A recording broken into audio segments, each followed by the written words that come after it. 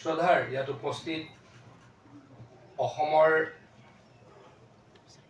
৮খন জিলাৰ পৰা অহা সাংবাদিক বন্ধুসকল, সুধীবৃন্দ আৰু বিটিআৰ অঞ্চলৰ জ্যেষ্ঠ ব্যক্তিসকল, প্ৰশান্ত ৰাজগুৰু ডাঙৰীয়াই আপোনালোকৰ আগত সাংবাদিকতা কেনেকৈ কৰিব লাগে তেখেতে ভাষণত ক'ব। গুৱাহাটী ইউনিভাৰ্চিটিৰ কমিউনিকেশ্যন এণ্ড জাৰ্নেলিজম ডিপাৰ্টমেণ্টৰ HOD চন্দন কুমাৰ গোস্বামী ডাঙৰীয়াই তেখেতৰ ভাষণ ৰাখিব। মই সাংবাদিকসকলৰ আগত বহুত কিবা ক'ব পাৰোঁ বুলি মই নিজকে নাভাবোঁ। তথাপিতো অসমৰ জনসংযোগ বিভাগৰ মন্ত্ৰী হিচাপে আপোনালোকৰ এই অৰিয়েণ্টেশ্যন কেম্পত দুআষাৰ ক'বলৈকে বা এই অনুষ্ঠানটোৰ ইনাগুৰেটৰ হিচাপে মোক নিমন্ত্ৰণ জনাইছিলে আৰু সেইকাৰণে মই দুআষাৰ ক'বলৈ বিচাৰিছোঁ।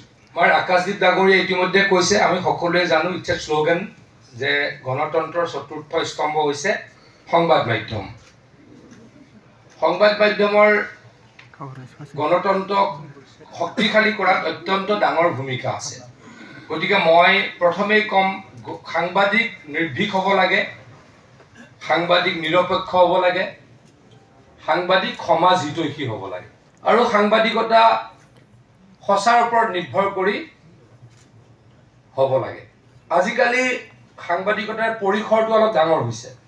আগতে অসমত খুব বেছি আমি যদি ছেটেলাইট টিভি চেনেল কওঁ 7টা বা 8টা আছে, বা হাউচ বুলি ক'লে 5টামান থাকিব। আৰু পেপাৰ অসমত সৰু বৰ পেপাৰ লৈ অসমত পেপাৰ অৱশ্যে যথেষ্ট আছে। পেপাৰ প্ৰায় 60-65খন 70খন পেপাৰ আছে, কিন্তু বহুল প্ৰচাৰিত বাতৰি কাকত আছে খুব বেছি 5ৰ পৰা 7খন। কিন্তু এতিয়া সাংবাদিকতাৰ সংখ্যা তাত আজিৰ পৰা 5 বছৰ আগত সাংবাদিকৰ সংখ্যা যিমান আছিল তাতকৈ 5 গুণ 7 গুণ 10 গুণলৈকে সাংবাদিক বেছি হৈ গ'ল। আজিকালি এনেকুৱা এটা পৰিৱেশ হৈছে, আমি যদি ক'ৰবাত এটা বাইট দিব লাগে, কেতিয়াবা বাইটটো আমি 3বাৰ দিব লাগে। একেকেইটা প্ৰশ্ন, একেকেইটা কথা আমি 3বাৰ ছেপাৰেট কৰি দিব লাগে। কিয় দিব লাগে? যে সাংবাদিক বেছি হ'ল, সাংবাদিকতা কৰা মানুহ বেছি হ'ল। কিয় হ'ল? যে এতিয়া ডিজিটেল মিডিয়াত, ফেচবুকত বা অন্যান্য ছ'চিয়েল মিডিয়া প্লেটফৰ্মত 2-3জন মানুহ লগ লাগি ঘৰত বহি সাংবাদিকতা কৰিব পাৰি। মই তাক নিগেটিভ বুলি কোৱা নাই, বেয়া বুলি কোৱা নাই, কিন্তু গোটেই প্ৰক্ৰিয়াটো সলনি হৈ গ'ল। প্ৰক্ৰিয়াটো কেনেকৈ সলনি হ'ল? আগতে কেনেকুৱা আছিল? আজিৰ পৰা আমি যদি 20 বছৰ আগলৈকে মনত পেলাওঁ, তাতকৈ আগৰ কথা নকওঁ। আজিৰ দিনটোত কি হ'ল, মানুহে কেতিয়া জানিব পাৰিছিল? অহাকালি দুপৰীয়া, আৰু গুৱাহাটীত হ'লে, গুৱাহাটীৰ ওচৰে পাজৰে হ'লে ৰাতিপুৱা গম পাইছিল। আজিৰ দিনটোৰ ঘটনা কি হ'ল, কেনেকৈ গম পাইছিল? অহাকালি ৰাতিপুৱা। আমি যদি দৈনিক অসমৰ পৰা আৰম্ভ কৰোঁ, জনমভূমিৰ পৰা আৰম্ভ কৰোঁ, পৰৱৰ্তী সময়ত বহুত পেপাৰ হ'ল, তেতিয়া আমি তথাপিতো 20 বছৰ আগলৈকে বা 15 বছৰ আগলৈকে আমি বাতৰি কেনেকৈ পঢ়িছিলোঁ যে আজিৰ দিনটোৰ ঘটনাখিনি অহাকালি ৰাতিপুৱা আমি গুৱাহাটীত আৰু গুৱাহাটীৰ ওচৰৰ মানুহখিনিয়ে পঢ়িব পাৰিছিলোঁ, আৰু গুৱাহাটীৰ পৰা 4 ঘণ্টা দূৰৰ মানুহখিনিয়ে দুপৰীয়া পঢ়িব পাৰিছিল। কিন্তু আজিকালি কি হৈ গ'ল? আজিকালি বহুত বেছি ফাষ্ট হ'ল। এতিয়া কি হ'ল? এতিয়া টিভিলৈ মানুহ নৰয়। আজি আমাৰ সন্মুখত প্ৰশান্ত ৰাজগুৰু ডাঙৰীয়া আছে, তেখেতে মোতকৈ এইবিলাক কথা বেছি জানে। তেখেতে বিৱৰ্তনটো মোতকৈ বেছি দেখিছে। কিন্তু আমি সৰুৰ পৰা যিটো পেপাৰ, মই কৈছোঁ, মই দৈনিক অসমৰ পৰা পেপাৰ পঢ়িছিলোঁ। অগ্ৰদূতৰ 3 দিনীয়াৰ পৰা মই পেপাৰ পঢ়িছোঁ। গতিকে ময়ো সৰুৰ পৰা পেপাৰ পঢ়া ল'ৰা। গতিকে মোৰ সন্মুখতে বিৱৰ্তন হৈছে, কিন্তু প্ৰশান্ত দাহঁত বা চন্দন গোস্বামী ডাঙৰীয়াহঁতৰ সন্মুখত বেছিকৈ হৈছে, কাৰণ তেওঁলোকে বেছিকৈ ভালদৰে মোতকৈ জানে। বিৱৰ্তনটো এনেকুৱা, আকৌ কৈছোঁ যে আগতে এটা বাতৰি পঢ়িবলৈ মানুহক লাগিছিলে কিমান দিন? 24 ঘণ্টা বা 20 ঘণ্টা। এতিয়া কিমান সময় লাগে? 10 মিনিটছ। আগতে 10 মিনিটছ, আগতে কৈছিল ব্ৰেকিং নিউজ। আগতে নিউজটো আহি পোৱাৰ আগত প্ৰশান্ত দাহঁতে কি মাৰে? ব্ৰেকিং নিউজ মাৰে টিভিত। মানে তাৰ পাছত আধা ঘণ্টাৰ পাছত মূল নিউজটো আহিব। এতিয়া ব্ৰেকিং নিউজলৈকে সময় নাই। এতিয়া কাৰণ কোনোবাই ফেচবুকত আপলোড কৰি দিব। ফেচবুকত আপলোড কৰি দিয়াৰ লগত ভাইৰেল হ'ব, আৰু কি হ'ব? তাৰ পাছতহে মানুহে টিভিত দেখা পাব নেক্সট ডে আকৌ পেপাৰত দেখা পাব। তথাপিতো মই নকওঁ পেপাৰৰ গুণগত মানদণ্ড কমিছে বুলি মই নকওঁ, কিন্তু এটা কথা ঠিক যে পেপাৰৰ প্ৰচলনৰ সংখ্যাটো অলপ কমিছে। আনকি আৰু এটা কথা মই অপ্ৰিয় সত্য কথাকে মই কওঁ, কাকো মই টাৰ্গেট কৰি কোৱা নাই, মই যিহেতু জনসংযোগ মন্ত্ৰী, গতিকে মই এই কথাবিলাকৰ লগত মই জড়িত হৈ থাকোঁ যে টিভিত বাতৰি পঢ়া মানুহ, বাতৰি চোৱা মানুহৰ সংখ্যা কমিছে। গতিকে আমি বাধ্য হৈ গৈছোঁ কি যে নিউজ চেনেল চলাবলৈ TRPৰ কাৰণে আমি মনোৰঞ্জনমূলক বাতৰি বা মনোৰঞ্জনমূলক অনুষ্ঠান আমি চলাবলৈ বাধ্য হৈছোঁ, হয়নে নহয় কওক? আমি নিউজ লাইভতো গানৰ শ্ব' দেখোঁ, প্ৰাগ নিউজতো গানৰ শ্ব' দেখোঁ, প্ৰতিদিনতো দেখোঁ, BYতো দেখোঁ, সকলোতে দেখোঁ নেদেখোঁ? কিয় দেখোঁ? যে যিখন আমাৰ এডভাৰটাইজমেণ্ট পাবলৈ TRP লাগিব। TRP পাবলৈ আমাৰ অকল বাতৰিত এনাফ নহয়, এনাফ TRP বাতৰিত নাপাওঁ। গতিকে আমি কি কৰিব লাগিব? TRPৰ কাৰণে মনোৰঞ্জনমূলক আমি বাতৰি প্ৰচাৰ কৰিব লাগিব। আজিৰ পৰা 10 বছৰ আগতে প্ৰাইম টাইম নিউজৰ যিমান TRP আছিল তাৰ আধা হৈছে প্ৰশান্ত দা, হয়নে? তাৰ আধা হৈছে নে তাতকৈ কমিছে? 1/4। তেখেতে এডিটৰ নিউজ চিফ এডিটৰ নিজে জানে, মই অলপ পৰোক্ষভাৱে জানো, তেওঁ প্ৰত্যক্ষভাৱে, তেখেতে প্ৰত্যক্ষভাৱে জানে। তেখেতে ক'লে যে আজিৰ পৰা 10 বছৰ আগত নিউজ আইটেমৰ TRPতকৈ এতিয়া 1/4 হৈ গ'ল। কিয় কমিছে? মানুহৰ বাতৰি চোৱাৰ, বাতৰি পঢ়াৰ, বাতৰি কাকত পঢ়াৰ বা টিভিৰ নিউজ চোৱাৰ প্ৰতি অনীহা কিয় হৈছে? আগতে মুখ্যমন্ত্ৰী ডাঙৰীয়াই কয়, কাকো সমালোচনা কৰি নকয়, সিদিনা 1 তাৰিখৰ দিনা আমি এখন যি সংবাদসকলৰ লগত ভাৱ বিনিময় কৰোঁ, তাতে মুখ্যমন্ত্ৰী ডাঙৰীয়াই কৈছিলে যে চিন্তা কৰিব লাগিব, যিখন বহুল প্ৰচাৰিত কাকত, নাম নোলানে কাকো, নৰ্মেলি যিকেইখন বহুল প্ৰচাৰিত, মই এখন নহয় যিকেইখন বুলি ক'লোঁ, তেওঁলোকৰ প্ৰচলন কিমান হৈ গ'ল? আগৰ যদি 1 লাখ আছিল, এতিয়া 25,000 পৰা 30,000 হৈছে। মানে এইবিলাক দুখ ক'বলৈ বেয়া লাগে, কিন্তু অসত্য নহয়। কিয় হৈছে এই কথাটো? তাৰ কাৰণে ৰেছপনচিবিলিটি কিন্তু কোনোবাই নহয় কোনোবাই ল'ব লাগিব। তাৰ কাৰণে কোনোবা ক্ষেত্ৰত চৰকাৰে যদি কিবা ল'ব লগা আছে চৰকাৰে ল'ব লাগিব, প্ৰথম মোৰ কথাটো কৈছোঁ। কোনোবা ক্ষেত্ৰত মালিকেও ল'ব লাগিব, কোনোবা সময়ত এডিটৰেও ল'ব লাগিব, আৰু বহু সময়ত ফিল্ডত থকা সংবাদ মাধ্যমৰ মোৰ শ্ৰদ্ধাৰ কৰ্মীসকলে বা সাংবাদিকসকলে ল'ব লাগিব। মানে মানুহৰ এনেকুৱা হৈছে নেকি যে এই বাতৰিটো মিছাই, গতিকে কিয় চাওঁ? তেনেকুৱা হ'ব পাৰে যে এই বাতৰিটো আধা সঁচা আধা মিছা। আমি কেতিয়াবা কি কৰোঁ, ব্ৰেকিং নিউজৰ তাগিদাত, TRPৰ তাগিদাত, আমাৰ ABCৰ তাগিদাত, চাৰ্কুলেশ্যনটো ABC কথা পেপাৰৰ, তেওঁলোকৰ সংখ্যা আগবঢ়োৱাৰ তাগিদাত আমি কি কৰোঁ, আমি কেতিয়াবা অতিৰঞ্জনমূলক বাতৰিও প্ৰচাৰ কৰোঁ নেকি? সেই কথাটো চিন্তা কৰিব লাগিব। সেই কথাকেইটা যদি চিন্তা নকৰোঁ, মানুহে কি কৰিব? আৰু পেপাৰ নপঢ়া হ'ব, আৰু টিভিত বাতৰি নোচোৱা হ'ব। তেতিয়া কি হ'ব? তেতিয়া আমাৰ গণতন্ত্ৰ সুস্থ নহ'ব। মানে গণতন্ত্ৰত কি কি আছে? সংসদৰ যদি গৰিমা কমি যায়, দেশখন কোনে চলাব?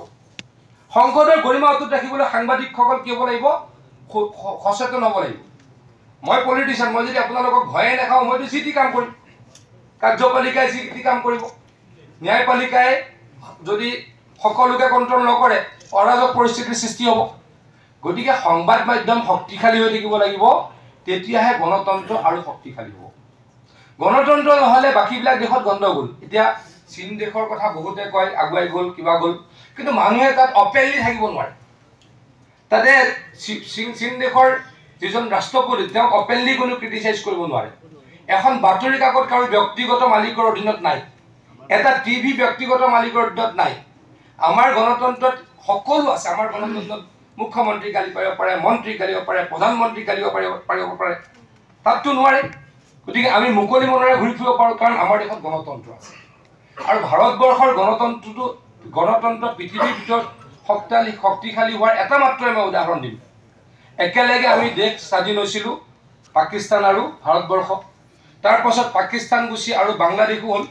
এই 3খন ৰাষ্ট্ৰৰ কথা যদি চাওঁ, আজিলৈকে আমাৰ দেশত এদিনো কি নহ'ল? সামৰিক অভ্যুত্থান নহ'ল।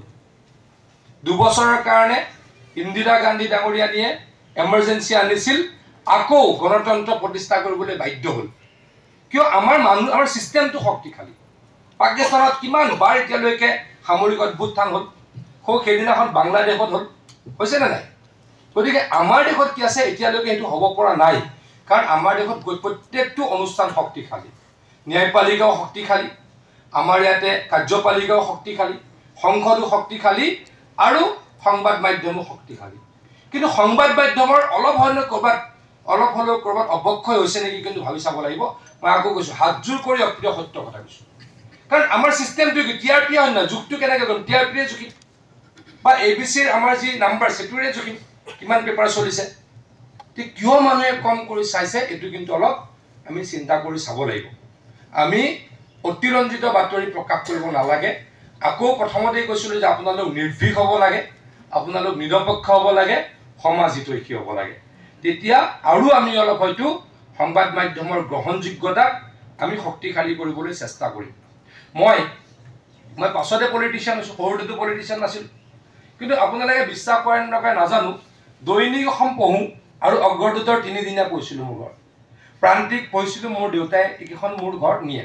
সৰুৰ পৰা মোৰ ঘৰ গুৱাহাটীৰ পৰা 90 কিলোমিটাৰ দূৰত, আমাৰ ঘৰটো 12টাতে পায়। আপোনালোকে বিশ্বাস কৰিব, দৈনিক অসমৰ মই এডভাৰটাইজমেণ্টলৈকে পঢ়োঁ। প্ৰত্যেক দিনাই মই প্ৰকাশক প্ৰচাৰকৰ নামলৈকে পঢ়োঁ। ইট ৱাজ মাই হেবিট, সেইটো মোৰ হেবিট আছিলে। কিন্তু এতিয়া কি হৈছে, এতিয়া মই জনসংযোগ মন্ত্ৰী হৈ এতিয়া মোৰ অলপ সময়, প্ৰত্যেকখন পেপাৰ পঢ়িবলৈ মোৰ অলপ সময় কম, হেডলাইনখিনি মই সদায় চাওঁ। কিন্তু আজি ল'ৰা ছোৱালীয়ে কিমানে পেপাৰ পঢ়ে, কিমানে টিভিত বাতৰি চায়? আজি আমাৰ ল'ৰা ছোৱালীয়ে পেপাৰ কিমানে পঢ়ে, আমাৰ ল'ৰা ছোৱালীয়ে টিভি কিমানে চায়? মানে বাতৰি কাকত পঢ়িবই ডেফিনেটলি লাগিব। মই বাতৰি কাকত পঢ়িয়ে মই বহুত কথা শিকোঁ, টিভি চাই মই বহুত কথা শিকোঁ। কিন্তু অলপ আকৌ কৈছোঁ, এই যে পলিটিকেল নিউজ বা অন্য নিউজ যিটো কওঁ আমি, নিউজক চাগে অলপ মানুহে কম চোৱা হৈছে। সেইটো কিন্তু আমাৰ কাৰণে বিপদজনক। সেই কথাটো আমাৰ কাৰণে বিপদজনক। আপোনালোকে আমাৰ যিসকল জ্যেষ্ঠ, আপোনালোকো বহুত জ্যেষ্ঠ, অলপ এনেকুৱা কিছু সিদ্ধান্ত ল'ব লাগিব, কি কৰিলে আমি আৰু বাতৰি কাকতৰ বা টিভিৰ বাতৰিৰ সেই সোণোৱালী অতীতলৈকে ঘূৰি যাব পাৰিম। কেতিয়াবা কি হয়, কেতিয়াবা আমি মইতো আকৌ কৈছোঁ, মই জনসংযোগ মন্ত্ৰী ৰাজগুৰুদাকো ফোন কৰোঁ, মই মালিকসকলকো ফোন কৰোঁ। পৰহিদিনাখন মই ৰাজগুৰুদাক ফোন কৰিছোঁ, মোৰ মনত আছে। এটা নিউজ ওলালে এখন পেপাৰত, মই তেখেতলোকক টাৰ্গেট কৰি পোৱা নাই, এক্সাম্পল দিবলৈ গৈছোঁ। আৰু সেই একেটা নিউজ আমাৰ প্ৰশান্ত দাৰ চেনেলটোতো ওলালে অসম চৰকাৰে শ্বেডিউল্ড কাষ্ট আৰু শ্বেডিউল্ড ট্ৰাইবৰ আঁচনিসমূহ বন্ধ কৰিছে। আৰু ৰাতিপুৱাই মোৰলৈকে, মই বাতৰি কাকত চোৱা নাই, মোৰলৈ হোৱাটছআপখিনি আহি যায়। ফাৰ্ষ্ট পেজৰ গোটেইখিনি মোৰ এটা ছিষ্টেম আছে, পেপাৰৰ গোটেই ফাৰ্ষ্ট পেজখিনি মোৰ তাত আহে। মই চালোঁ, চাই পেলাই মই যিহেতু ছ'চিয়েল জাষ্টিছ এণ্ড এম্পাৱাৰমেণ্ট ডিপাৰ্টমেণ্টৰ মন্ত্ৰী, শ্বেডিউল্ড কাষ্ট আৰু OBCৰ মানুহখিনিৰ কামখিনি মোৰ আণ্ডাৰত পৰে। গতিকে মই লগত চিৰিয়াছ হৈ গ'লোঁ। মই ইমিডিয়েটলি বাতৰিটো মই আমাৰ যিগৰাকী ফাইনেন্স ছেক্ৰেটাৰী তেখেতলৈকে পঠাই দিলোঁ। তেখেতে 10 মিনিটৰ ভিতৰত মোক এটা অৰ্ডাৰ পঠালে। তাতে লিখিছে যে হেড অফ একাউণ্টটো চেঞ্জ কৰা হৈছে। অসম চৰকাৰৰ প্ৰায় 10টামান হেড অফ একাউণ্ট SOPD যি বোলা এটা হেড অফ একাউণ্টলৈকে অনা হৈছে। কিন্তু বাতৰিত ডাঙৰকৈ লিখি দিলে, অসম চৰকাৰে অনুসূচিত জাতি আৰু অনুসূচিত জাতিৰ স্কিমবিলাক বন্ধ কৰি দিলে। তাৰপাছত চেম নিউজটো, দাদা প্লিজ বেয়া নাপাব কৈছোঁ, চেম নিউজটো মোৰ প্ৰশান্ত দাদাৰ খুব ভাল কাৰণে মই তাৰ নামটো বাৰে লৈ আছোঁ। তেখেতৰ তাতো ওলাল। তেখেতে মোক ক'লে, পীযুষ মই ভালকৈ চোৱা নাছিলোঁ। হয় দাদা, তেখেতৰ ভুল নাই, কিন্তু যিজনে কৰিলে সেইজনে ভালকৈ নাচালে, বা যিখন পেপাৰত ওলাইছিল যিজন সাংবাদিক বন্ধুৱে কৰিলে তেওঁ হয়তো চাগে ভালকৈ নাচালে।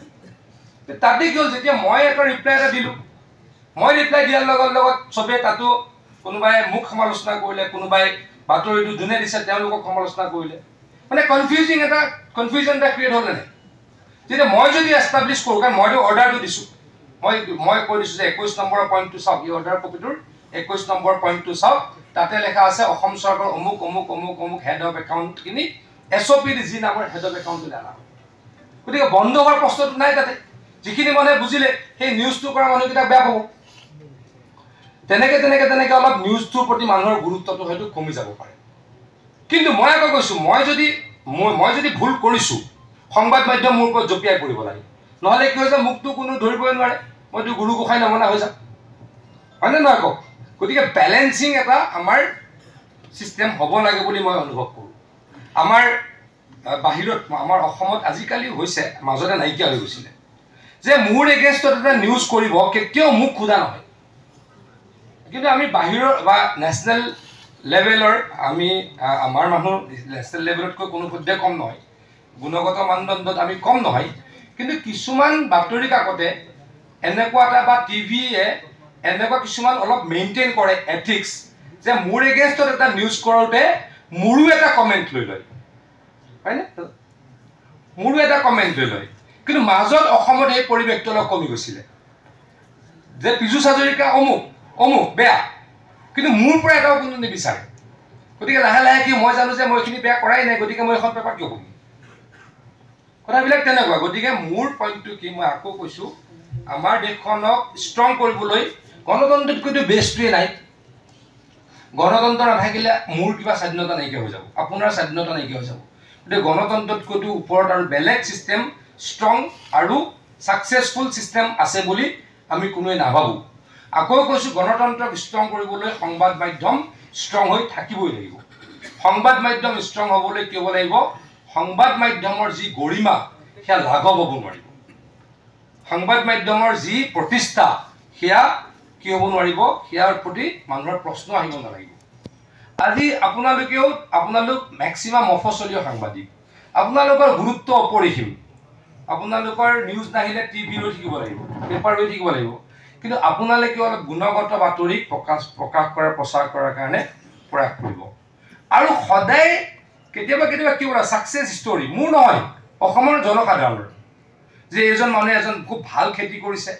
এজন মানুহ সমাজ সংগঠক এজন মানুহে কিবা এটা কামত ৰিভলিউশ্যন আনিছে তেওঁলোকৰ বাতৰিবিলাক প্ৰকাশ কৰিব লাগে তেওঁলোকক চাইনে মই নাচাই নাজানো কিন্তু তেওঁলোকৰ যদি দুটাও ধৰি লৈ এজন মানুহ খুব স্বাৱলম্বী কৃষক তেওঁ কোনোবাই খেতি কৰিছে গৰু পুহিছে ছাগলী পুহিছে গাহৰি পুহিছে তেওঁৰ বাতৰি এটা পঢ়ি কিন্তু হয়তো 20টাই নপঢ়িব পাৰে 5টাই পঢ়িব দুজন মানুহে তাৰ পৰা কিন্তু কি হ'ব পাৰে তাৰ পৰা আকৰ্ষিত হ'ব পাৰে ইনস্পিৰেশ্যন পাব পাৰে তেনেকুৱা বাতৰি প্ৰচাৰ কৰিলে হয়তো অলপ ভাল হ'ব এটা কথা মই লাষ্টত ক'ম মই বহুত দীঘলীয়াকৈ নকওঁ আমাৰ পেপাৰ টিভিৰ অলপ ৰেষ্ট্ৰিকশ্যনছ থাকে কাৰণ তেওঁলোকৰ বিৰুদ্ধে মিছা বাতৰি বুলি যদি কোনোবাই ভাবে প্ৰকাশ কৰা বুলি তেওঁলোকৰ বিৰুদ্ধে ডিফেমেশ্যনত যায় অলপ চামহাও তেখেতলোক কণ্ট্ৰলত থাকে আজিকালি কিন্তু পৰ্টেলৰ কণ্ট্ৰল নাইকিয়া হৈ গ'ল এতিয়ালৈকে আমিও পৰ্টেলৰ বিৰুদ্ধে বুলি শব্দটো কোৱা নাই পৰ্টেলক কণ্ট্ৰল কৰিবলৈ বুলি কোৱা নাই কিন্তু ৰুল ৰেগুলেশ্যন যিখিনি থাকে আমি এতিয়ালৈকে আনিব পৰা নাই কিন্তু সেইটোকো দুৰ্বলতা বুলি ভাবিব নালাগে পৰ্টেল কৰি কি কৰে ঘৰতে দুজন মানুহ আনকি এনেকুৱা দেখিছোঁ গিৰিয়েক ঘৈণীয়েক মালিকো সাংবাদিকো হয়নে নহয় আৰু তেওঁলোকে গৈ চুলিও লাগে এনেকুৱাও দেখিছোঁ মই তেওঁলোকে গৈ খেদি মেলি যায় বোমটো দিবলৈ মোৰ এইবিলাক এক্সপিৰিয়েঞ্চ হৈছে মই কাৰো পাৰ্চনেলি নাম কোৱা নাই তাৰ পৰা কিন্তু কি হৈছে তাৰ পৰা অলপ আৰু কিন্তু পৰ্টেলৰ কিছু পৰ্টেলৰ মই সকলোকে কোৱা নাই আপোনালোকে কোনো নক'ব পৰ্টেলে সমাজ কুলসিত কৰিলে বুলি নক'ব মই কৈছোঁ বুলি কিছু পৰ্টেলে কিন্তু কুলসিত কৰিছে কিছু কাৰণ তেওঁলোকৰ কোনো লেগাম নাই তেওঁলোকৰ বিৰুদ্ধে কোনো ডিফেমেশ্যনত যাব নোৱাৰে গতিকে তেওঁলোক কি হৈছে বহুতো সকলো নহয় সকলোৰে হৰ্তা কৰ্তা ভাগ্য বিধাতা হৈ গৈছে হয়নে গতিকে তাৰ ফলত আকৌ কি হৈছে এই যে আকৌ কৈছোঁ যে অলপ যে মানুহৰ হেৰিটো বাতৰি কাকতৰ প্ৰতি বা বাতৰিৰ প্ৰতি অলপ মানুহৰ মনোযোগটো কমিছে আকৰ্ষণটো কমিছে তাত কিন্তু কিছু পৰ্টেলৰ উল্লেখযোগ্য ভূমিকা থাকি গ'ল আৰু এইটো যোৱা 5-6 বছৰ হৈছে অসমত চাগে এতিয়া 5,000মান পৰ্টেল আছে আৰু প্ৰশান্ত দা আপোনাক কওঁ আপোনালোকে যেতিয়া টিভিত বা পেপাৰত এজন নতুন জাৰ্নেলিষ্ট ৰিক্ৰুইট কৰে তেতিয়া তেওঁলোকৰ এডুকেশ্যন বেকগ্ৰাউণ্ড চাই ডেফিনেটলি চাই আৰু সকলোকেতো নলয় নি এতিয়া যদি ময়ে মালিক ময়ে মোৰ আৰু ৱাইফক লৈ পেলাই পৰ্টেল কৰি মোৰ মানদণ্ড কোনে চাব হয়নে নহয় মই কিমান পঢ়িলোঁ কিমান জানিলোঁ হয়নে হয়তো এনেকুৱাও ক'ৰবাত ওলাব যে ভালকৈ ইংলিছটোতো অলপ বাদেই দিলোঁ ভালকৈ অসমীয়া দৰখাস্ত লিখিব নাজানাও কিছু শব্দটো আকৌ লগাইছোঁ দে আপোনালোকে কাইণ্ডলি সেই নকৰিব। মই সকলোকে ক'বলৈ মোৰ ভয় লাগে আৰু নকওঁ, সকলোতো বেয়া নহয়, ভয় লগা কথা নহয়, সকলোতো বেয়া হয় নেকি? পৰ্টেলো বহুত ভাল সাংবাদিক ওলাই গৈ পৰ্টেল চলাইছে। অসমত নাম থকা মানুহে বহুতে এতিয়া পৰ্টেল খুলি সাংবাদিকতা কৰিছে। গতিকে বেয়াকৈ কৰাৰ মোৰ অভিপ্ৰায় নাই, কিন্তু কিছু মই আকৌ ক'ম, কিছু পৰ্টেলে আমাৰ এই সাংবাদিকতাৰ জগতখনৰ অৱক্ষয় আনিছে। গতিকে সকলো অলপ সাজু হ'ব। আপোনালোকক অনুৰোধ কৰিছোঁ, আপোনালোকে অতিৰঞ্জিত বাতৰিৰ পিছত নাযাব, বাতৰিৰ সত্য শুদ্ধতাৰ ওপৰত আপোনালোকে অলপ মনোযোগ দিব। আকৌ আপোনালোকৰ সোণোৱালী দিন ঘূৰি আহিব। আপোনালোকৰ গুৰুত্ব কম হোৱাটো আমাৰ অভিপ্ৰায় নহয়। আপোনালোকৰ আকৌ কৈছোঁ, মই এজন গণতন্ত্ৰত বিশ্বাসী ব্যক্তি। গতিকে গণতন্ত্ৰৰ অৱক্ষয় হ'ব যদি সংবাদ মাধ্যম দুৰ্বল হয়। আপোনালোক দুৰ্বল নহওক, সংবাদ জগতখন দুৰ্বল নহওক। গতিকে আপোনালোক আৰু অলপ নিৰ্ভীক হওক, আৰু অলপ নিৰপেক্ষ হওক, আৰু ভাল বাতৰি প্ৰকাশ কৰক। এই চৰকাৰৰ কেতিয়াও ভাল বাতৰি নাই নেকি? এজন ৰমান মেগাছেছে বঁটা পোৱা মানুহ, ভাৰতবৰ্ষৰ মুদা পোতা তথাকথিত সাংবাদিক, তেওঁ আজি 11 বছৰে নৰেন্দ্ৰ মোদীৰ এগেইনষ্টতে বাতৰি পৰিৱেশন কৰিলে। এটাও কি নৰেন্দ্ৰ মোদীয়ে ভাল কাম কৰা নাই নেকি? মোৰ প্ৰশ্নটো, এটাও নৰেন্দ্ৰ মোদীয়ে ভাল কাম কৰা নাই নেকি? এটাও ভাল কাম নকৰাকে এজন ব্যক্তি 3 বাৰ দেশৰ প্ৰধানমন্ত্ৰী হ'ব পাৰে নেকি? নহ'লে মানুহবিলাক বেয়া। এটাও ভাল কাম কৰা নাই এজন মানুহে 3 বাৰ প্ৰধানমন্ত্ৰী হ'ল, আৰু তেওঁক এজন মুদা পোতা তথাকথিত সাংবাদিকে প্ৰত্যেক দিনাই সমালোচনাই কৰে। এতিয়া পৰ্টেল খুলি ল'লে, হয়নে নহয়? তে এটাও ভাল কাম কৰা নাই নেকি? মোৰ এইটো প্ৰশ্ন। আজি হিমন্ত বিশ্ব শৰ্মা ডাঙৰীয়া চৰকাৰে এটাও ভাল কাম কৰা নাই নেকি? যদি এটাও ভাল কাম কৰা নাই, তেখেতে কেনেকৈ জিকিল? গতিকে মোৰ কথা হ'ব লাগে যে যদি চৰকাৰখনে বেয়া কৰিছে সজোৰে উত্থাপন কৰক, আৰু ভাল কামো এটা দুটা প্ৰকাশ কৰক, তেতিয়া নিৰপেক্ষতা থাকিব। আৰু সেইটোত এটা সমস্যা হয়। আজি মই আকৌ কৈছোঁ, পলিটিকেল কথা নকওঁ বাৰু, তথাপিতো মই অলপ ক'ব কৈছোঁ। আজি নৰেন্দ্ৰ মোদী ডাঙৰীয়া 3য়বাৰৰ কাৰণে প্ৰধানমন্ত্ৰী হৈছে। তেওঁকো ভাল পোৱা এটা ক্লাছ আছে ডেফিনেটলি। আজি অসমত আমাৰ চৰকাৰখনে 14 চনৰ পাছত বা আমাৰ পাৰ্টীয়ে প্ৰত্যেকটো ইলেকশ্যন জিকিছোঁ। ক'ৰবাততো ভাল কাম কৰা ভাল পোৱা মানুহ আছে। গতিকে মানুহে যদি দেখিব এই বাতৰি কাকতে বা এই টিভিটোৱে চৰকাৰখনৰ অকল বদনামে গায়, তো এই চৰকাৰখনক ভাল পোৱা মানুহখিনিয়েতো বাতৰি কাকতখন নপঢ়িব। দাদা হয়নে? অকণমান নিউট্ৰেল হ'ব কৈছোঁ মই বায়াস্ড হ'ব কোৱা নাই। মই কেতিয়াও কোৱা নাই যে নৰেন্দ্ৰ মোদী ডাঙৰীয়াই, হিমন্ত বিশ্ব শৰ্মা ডাঙৰীয়াই বেয়া কাম কৰিলে অকল প্ৰকাশ কৰক, বেয়াটোৱে কওক, মই সেইটো কোৱা নাই। মই কৈছোঁ যে বেয়াখিনি দেখুৱাওক, সজোৰেৰে উপস্থাপন কৰক, দৃঢ়তাৰে উপস্থাপন কৰক। তেওঁলোকে যদি কিবা ভাল কৰিছে সেইটো মাজে মাজে দেখুৱাব লাগে। তেতিয়া হয়তো কি হ'ব, মানুহে আহিব যে এই বাতৰি কাকতখন নিৰপেক্ষ, এই টিভি চেনেলটো নিৰপেক্ষ। আৰু নিৰপেক্ষ নহ'লে কিন্তু যদি আমি একচেতিয়া হৈ যাওঁ, আমাৰ কি হ'ব, আৰু আমি বিপদত পৰিম। আৰু এইটো চিন্তা কৰিবলগীয়া কথা যে মুখ্যমন্ত্ৰী ডাঙৰীয়া 1 তাৰিখে কৈছিলে যে মই চিন্তা কৰোঁ, মই কাকো সমালোচনা নকৰোঁ, যে যিখন কাকত 1 লাখ মানুহে পঢ়িছিল কেইদিনমানৰ আগত, 1 লাখ কপি চলিছিল, এতিয়া 25,000 কপি চলে। যিটোৰ TRP 10 আছিল বাতৰিৰ, তাৰ TRP হৈ গ'ল 2.5। গতিকে এইটো কিন্তু বিপদজনক। তেতিয়া কি হ'ব, আপোনালোকৰো গুৰুত্ব কমি যাব। সংবাদ মাধ্যমৰ গুৰুত্ব কমা মানে সাংবাদিকসকলৰ গুৰুত্ব কমা, হয়নে নহয় কওক? সংবাদ মাধ্যমৰ গুৰুত্ব কমা মানে ফাৰ্ষ্ট কেজুৱেলিটি হ'ল সাংবাদিকসকল, তাৰ পাছতহে গণতন্ত্ৰৰ কেজুৱেলিটি হ'ব। ডেফিনেটলি গণতন্ত্ৰৰ কেজুৱেলিটি হ'ব। সংবাদ মাধ্যম যদি উইক হয়, গণতন্ত্ৰ বিপদজনক হ'ব। মন্ত্ৰীয়ে, মুখ্যমন্ত্ৰীয়ে, MLA, সাংসদে কাকো গুৰু গোসাঁই নামনা হ'ব, তেতিয়া বেয়া হৈ যাব। অফিচাৰসকলে কাকো গুৰু গোসাঁই নামনা হৈ যাব, তেতিয়া গণতন্ত্ৰৰ অৱক্ষয় হ'ব। কিন্তু প্ৰথম কেজুৱেলিটি কোন হ'ব? আপোনালোকৰ সামাজিক গুৰুত্ব কমি যাব। এই সাংবাদিক চব মিছাই লেখে, গতিকে কিয় মাতিব লাগে? হয়নে নহয়? বেয়া নাপাব দেই, মই কথাখিনি অলপ চিৰিয়াছলি কৈছোঁ, আৰু কাকো মই টাৰ্গেট কৰি কোৱা নাই। মোৰ অন্তৰৰ যিখিনি কথা, হৃদয়ৰ কথাখিনিহে কৈছোঁ। গতিকে আপোনালোকে কষ্টও বহুত কৰে। মই এইখন অসমত, এইখন কোকৰাঝাৰত সাংবাদিক মৃত্যুমুখত পৰিছে নাই? এইখন কোকৰাঝাৰত সাংবাদিক মৃত্যুমুখত পৰিছে। অসমত এনেকুৱা পৰিৱেশ হয়, আজিকালি কম হৈছে, পৃথিৱীত এনেকুৱা পৰিৱেশ হয়। এনেকুৱা পৰিৱেশ নহওক, আপোনালোকে অসমৰ কাৰণে আৰু শক্তিশালী হৈ কাম কৰক, BTR কাৰণে শক্তিশালী হৈ কাম কৰক। ইয়াত ডিমা হাজাউৰ সাংবাদিকসকল আছে, ইয়াত কাৰ্বি আংলঙৰ সাংবাদিকসকল আছে।